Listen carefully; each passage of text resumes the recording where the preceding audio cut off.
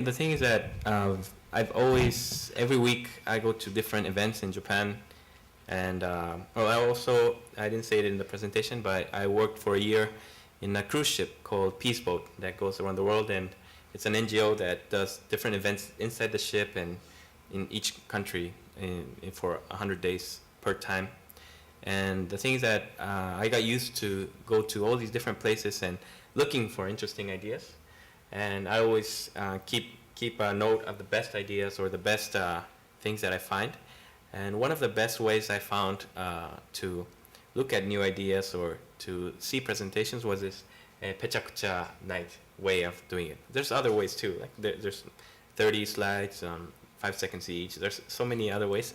But this was kind of like the one that was most comfortable and the one that makes you concentrate the most in saying what's most important about each presentation. And the truth is I tried to organize one in each country that I went.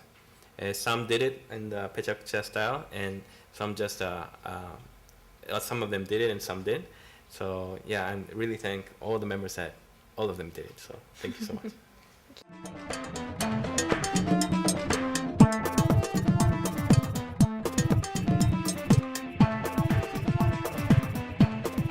Yes, each country has its different successes, problems. And it all has to depend, it depends also on the history that each country has.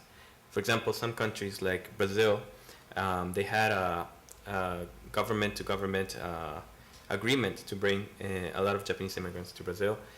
For example, Philippines, the Nikkei community there mostly are descendants from Japanese militants.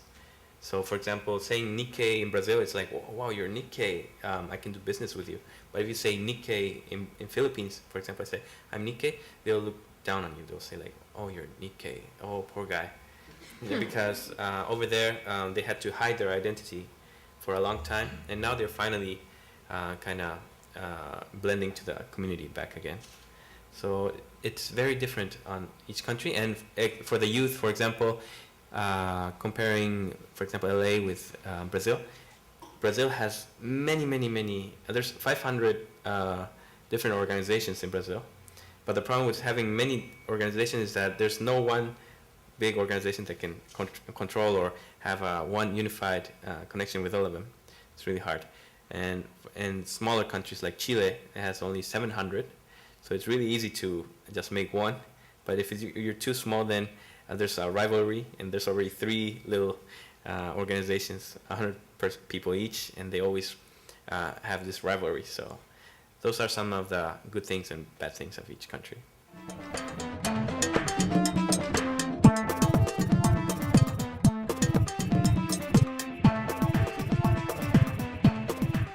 In Japan, for example, on this summit that I'm organizing, which is the launching event, I'm inviting international student bodies in Japan. There's a lot of Nikkei, JICA Nikkei organization, Nippon Foundation Nikkei Scholars Organization, which I was a part of, and also regional. And there's in different regions of Japan, Gunma, Aichi. There's little groups of young students and young Nikkeis who kind of want to better their life or do things for the community, and I'm inviting all of them to this event. There's one thing I want to clarify that I didn't have time on the PechaKucha presentation, is that we are also proposing a new or a more open definition of what is Nikkei. For us, for Nikkei Youth Network, Nikkei is somebody, it can be from having a Japanese descendant, or it can be also somebody who's very identified to the Nikkei community, or somebody who has a strong connection or affection to Japanese culture. I've met so many people who are non-Japanese descendants but speak Japanese fluently, or they're masters in Wadaiko or karate, And I thought this is very mottainai not to have them on the boat. So yes, it's more open to anyone. So I'm expecting about 100 people to come to this event, and it can be anyone who's interested in the event. Okay.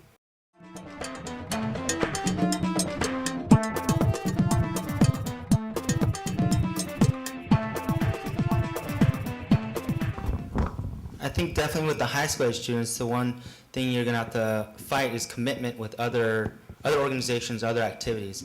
Basketball is big in Southern California in the JA community, so that seems to be one of the things we frequently fight with, not only with the basketball, but then the other programs such as Project Community, then they have an alumni program, then they're involved with school activities, even band, so it's just a lot of things you have to fight with. But one of the most effective ways of recruiting new people is through word of mouth.